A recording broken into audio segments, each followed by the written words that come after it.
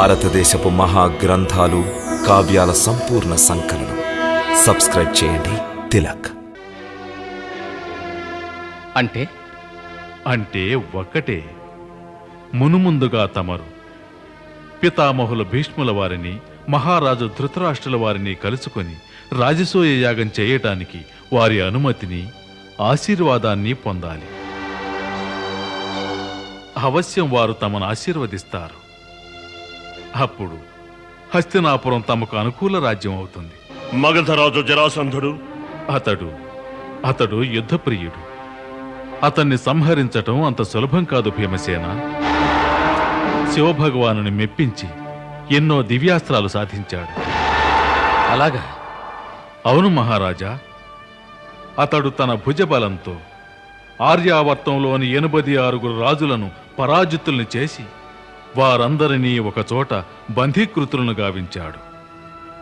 ఎప్పుడైతే వారి సంఖ్య 100కి చేరుకుంటుందో అప్పుడు వారందరినీ సంహరిస్తాడు. అంటే దానర్థం ఆ ఒక్క జరాసంధుని గనక మనం ఓడించగలిగితే అతని బందీలుగా ఉన్న రాజులంతా మన విధేయులుగా ఉంటారు. నిశ్చయంగా. మరి ఇంద్రప్రస్థానికిప్పుడు అంత పెద్ద సైన్యం లేదుగా. అలాంటప్పుడు మగధను జయించటం ఎలా సాధ్యం అవుతుంది? ఈ సమస్యకు ఉపాయం ఏమిటి మధుసూదన? ఉపాయం ఉంది. జరాసంధుడు వీరుడు. ఎవరైనా అతన్ని ద్వంద్వ యుద్ధానికి ఆహ్వానిస్తే అతనెప్పుడూ నిరాకరించడు. అందువల్ల ద్వంద్వ యుద్ధంలోనే అతన్ని జయించాలి. ఎలాగంటే అతని శరీరం 2 ముక్కలతో అతికించబడింది. ద్వంద్వ యుద్ధంలో అతని శరీరాన్ని 2 భాగాలుగా చీల్చి వ్యతిరేక దిశలకు విసిరేయాలి. అప్పుడే అతడు మరణిస్తాడు. మీ 5గురిలో ఈ కార్యం ఒక్క భీమసేనునికే సాధ్యం. భీమసేనుడు వెళ్ళడానికి అనుమతిస్తున్నా. లేదు మహారాజా. ఈ కార్యం మనం కలిసే చెయ్యాలి. అందుకు భీమసేనుణ్ణి, అర్జునుణ్ణి ఇరువురిని నా వెంట పంపించాలి. తమరు వెంట ఉంటే వీరిరువురికి అవశ్యం విజయం ప్రాప్తిస్తుంది.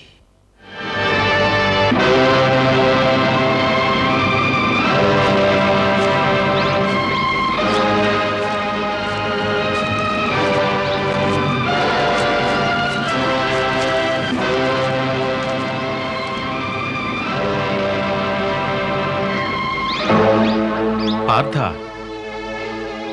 జరాసంధుడు అవినాశ భగవానుడు శంకరునికి మస్తకాభిషేకం ప్రతినిత్యం చేస్తాడు. ఇప్పుడు అతడు ఆధ్యానంలోనే ఉంటాడు. అంటే అతడు శివభక్తుడా మాధవా? అందువల్లనే శివభగవానుని యొక్క కృపచే అతనికి అమోఘమైన అస్త్రాలు లభించాయి. మరి మాకో సందేహం. అతను మన ద్వంద్వ యుద్ధ ప్రతిపాదనను అంగీకరిస్తాడా? నీవు జరాసంధుని గురించి ఎరుగువు భీమసేన. నాకు అతడు చిరకాల పరిచితుడు. నేటి వరకు అతడు ఏ యోధుడు సవాలు చేసినా నిరాకరించలేదు. అయితే అతడు నిస్సందేహంగా వీరుడే కాదు, ఒక మహాదాత కూడా. అక్కడ బారులు తీరి ఉన్నది యాచక సమూహం.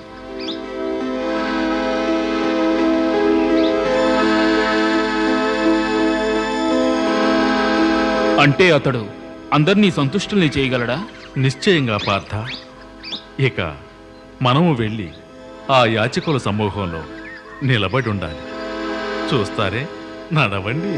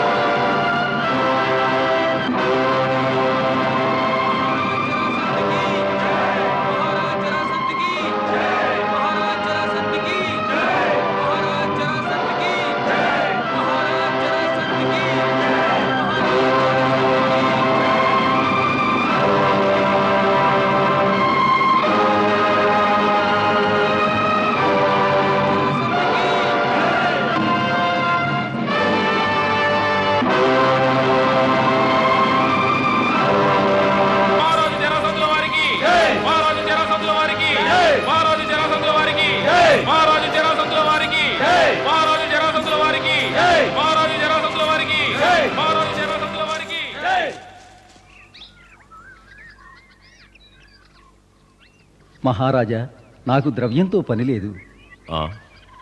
తమకేం కావాలి? తమ కోరికేమిటి బ్రాహ్మణోత్తమ? మహారాజా, నేను గంగోత్రి నుంచి వచ్చిన వేదపారంగతుడను. ఎప్పటినుంచో తమ సామ్రాజ్యంలో ఒక గురుకులాన్ని స్థాపించాలనుకుంటున్నాను. మరి ఈ కార్యానికి కొంత భూమి కావాలి మహారాజా. మహామంత్రి, ఆజ్ఞ మహారాజా. ఈ బ్రాహ్మణోత్తమునికి వలసిన భూమిని వెనువెంటనే ధారాదత్తం చెయ్యండి. గురుకులానికి అయ్యే వ్యయం మన కోశాగారమే భరించాలి. ఆజ్ఞ మహారాజా. న్యాయం కావాలి. న్యాయమా? మేము జీవించుండగా మా రాజ్యంలో బ్రాహ్మణులకు అన్యాయం చేసే నీచుడెవరు? అన్యాయం జరిగింది మహారాజా. నా భూమిని భద్రశాలిని పేరుగల ఒక అధముడు ఆక్రమించుకున్నాడు. నా భూమిని నాకు ఇవ్వనంటున్నాడు. ఇప్పుడు నా కుటుంబానికి పోషణ ఎలా జరుగుతుంది రాజా? మహామంత్రి, మహారాజా, ఈ ఆచార్యుని వెంట తక్షణమే వెళ్లి ఆ దుర్మార్గుని వెతికి పట్టుకో. ఆ భద్రశాలి ఇతని భూమిని అన్యాయంగా ఆక్రమించి ఉంటే అతని 2 హస్తాలు ఖండించి మన న్యాయపాలనేమిటో ఎరుకపరచు. వెళ్ళు. తమ ఆజ్ఞ.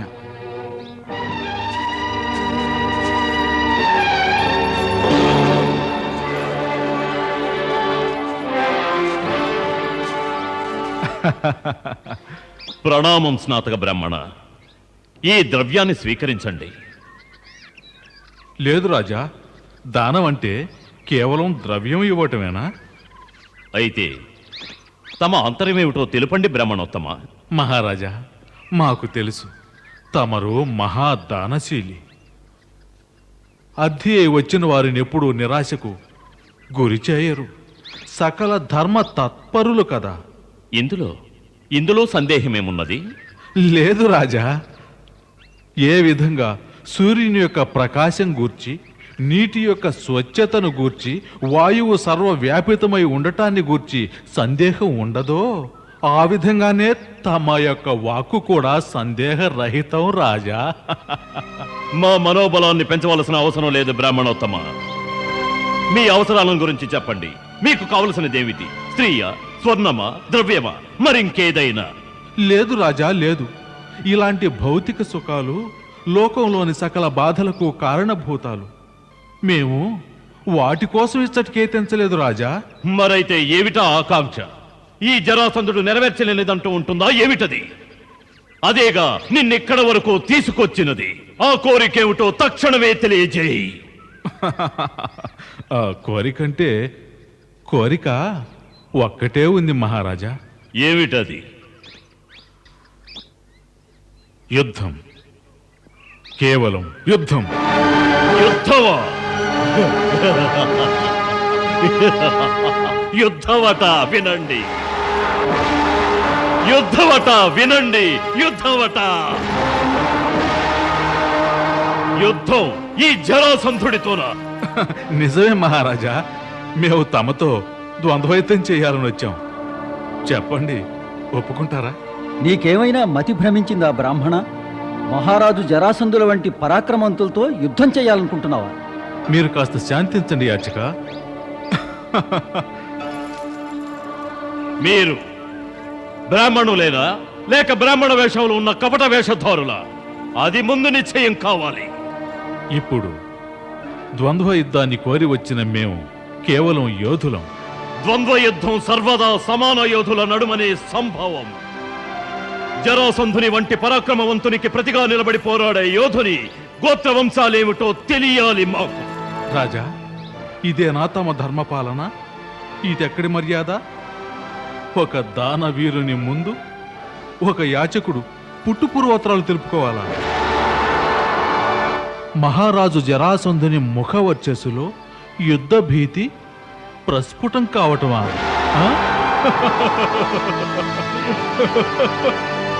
యుద్ధ భీతి కాదు బ్రాహ్మణ, యుద్ధ భీతి కాదు. నీవా పరమేశ్వరుని ప్రాంగణంలో యాచనకొచ్చావు, కానీ ఎవ్వరూ రిక్తహస్తాలతో వెళ్ళలేదు. నువ్వు వెళ్ళవు బ్రాహ్మణ. మేము బ్రహ్మహత్య మహాపాతకానికి దూరంగా ఉండాలనుకుంటున్నాం. లేదంటే మీ ముగ్గురు ఈ పాటికి స్వర్గలోక యాత్ర చేస్తుండేవారు. తెలిసిందా? అర్థమైంది మహారాజా. అంటే తమరు మా ఈ వేషాలను చూసి భయపడుతున్నారు. మేము ఈ వేషాలను ఎప్పుడైనా త్యజించగలం. ద్వంద్వ యుద్ధం అన్నది భుజబలాల పోరాటం మహారాజా. అయితే నీకింతవరకు ఈ జరాసంధుని భుజబలం ఏమిటో తెలియదా బ్రాహ్మణ? మా కారాగారంలో బందీలుగా ఉన్న 86 రాజులకు మా బాహుబల పరిణామం ఏమిటన్నది అర్థమైనది బ్రాహ్మణ. వారు మృత్యువు కోసం నిరీక్షిస్తున్నారు.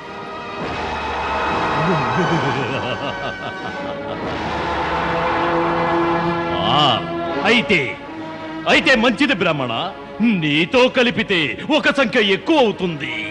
ఆ, తెలుసు మహారాజా. నీ అత్యాచారాల అహంకారాల పరాకాష్ఠే ఆ రాజుల అమానుష నరకయాతనలకు కారణం. మానవత్వం ఉన్నవాడివైతే నువ్వు వారి స్త్రీలను బంధించి నీ మందిరంలో ఉంచుకుంటావా? నువ్వు దీన్ని అపరాధంగా భావించడం లేదు? బ్రాహ్మణ, అది నేరం కాదు. మేము ఆ నరపుతులందరినీ యుద్ధంలో జయించాం. కానీ మా దృష్టిలో ఏ క్షత్రియుడు బాహుబలంలో హీనుడో అతనికి రాజయ్యే అధికారం ఎంత మాత్రం లేదు. అర్థమైందా? అందుకే ఇప్పుడు మేము నీ బాహుబలాన్ని పరీక్షించడానికి వచ్చాం. జాగ్రత్త, జాగ్రత్త, జాగ్రత్త స్నాతక! నీవు మమ్మ యుద్ధానికి రెచ్చగొడుతున్నావా? యుద్ధం కాదు మహారాజా, ద్వంద్వ యుద్ధం. యుద్ధంలో ఎందరో అమాయకులు బలి కావటం సమంజసమా మహారాజా? తమరు మా ముగ్గురిలో ఏ ఒక్కరినైనా ఎన్నుకో. మహేశ్వరుడే సాక్షి బ్రాహ్మణ. మేవింతవరకు ఏ యోధుడు యుద్ధానికి ఆహ్వానిస్తే నిరాకరించనే లేదు. అయినా మేము నిన్ను ఒకటి అడగాలనుకుంటున్నాం. నీకు మృత్యు భయం లేదా? మృత్యు భయమా? మృత్యువును గురించి మాట్లాడేది కేవలం భీరువులు, నిర్వీర్యులే. మహారాజా, కొంపదీసి మృత్యు భయం తమర్ను ఆవహించలేదు కదా? లేదు. నీది అధిక ప్రసంగం స్నాతక. నిజం చెప్పు.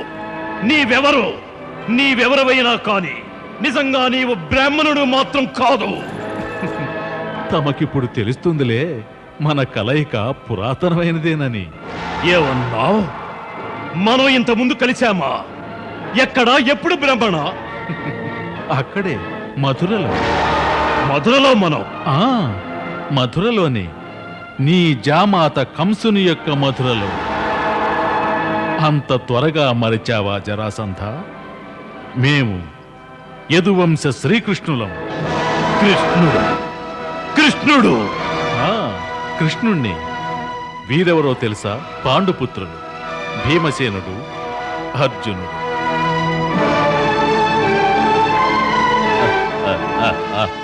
అలాగా? నువ్విప్పుడిలా దరిద్రయాచకుని వేషధారణతో వచ్చావా కృష్ణ? నీవు నీ నిజస్వరూపంతో వచ్చినా కూడా ఈ జరాసంధుడు వెనుదిరిగేవాడు కాదు. మేము మొదట్నుంచే సందేహిస్తున్నాం. ఈ క్షత్రియుల వంటి దృఢమైన శరీరాలు, ధనుస్సు యొక్క త్రాటినిలాగే ఈ చేతి వ్రేళ్లు ఎంత మాత్రం బ్రాహ్మణులు కావాలి. వేషం మార్చుకుని రావడంలో నీ మనసులో పొంచి ఉన్న కుటిలత్వం బయటపడినది కృష్ణ. కుటిలత్వం లేకుంటే నిన్ను ద్వంద్వ యుద్ధానికి ఎలా ఆహ్వానించగలం? నువ్వు మమ్మల్ని ద్వంద్వ యుద్ధానికి రెచ్చగొట్టడమా? మొదలు నుండి యుద్ధంలో పారిపోయిన వాడివి నువ్వు. లేదు, నేను ఒక అర్భకుణ్ణి వధించి ఏనాటికి కళంకితుడిని కాలేను కృష్ణ.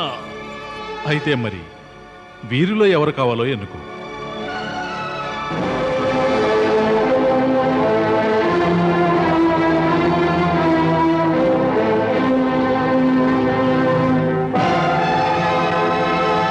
ఇతడే తగినవాడు. కానీ ఈ దుర్బల శరీరుడు అర్జునుడు నాతో తలపడడం ఏమిటి?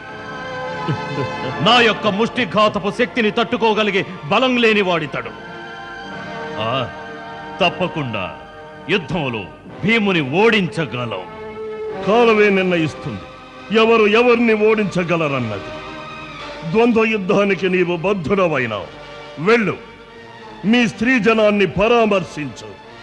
మరోసారి నీ సింహాసనాన్ని దర్శించుకొనిరా మరణానికి ముందు.